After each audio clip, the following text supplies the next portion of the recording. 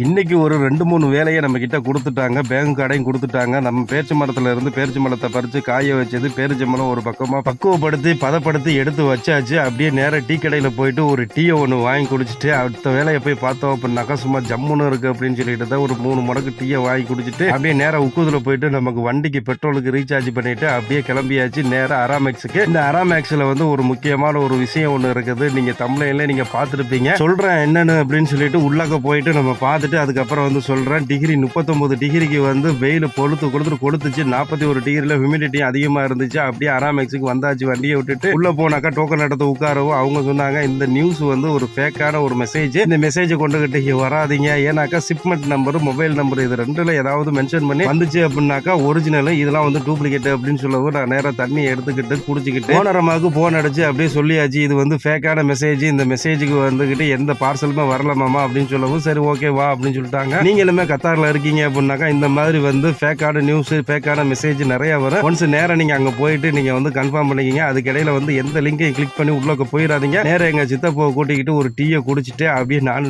வீட்டுக்கு கிளம்பியாச்சு. அடுத்த வேலை இருக்குது. அடுத்து அராமேக்ஸுக்கு தான் போகணும். இன்னொரு வீடியோல சந்திப்போம். மறக்காம இந்த வீடியோவை ஷேர் பண்ணி விடுங்க. By by. தேங்க்யூ ஃபார் வாட்சிங்.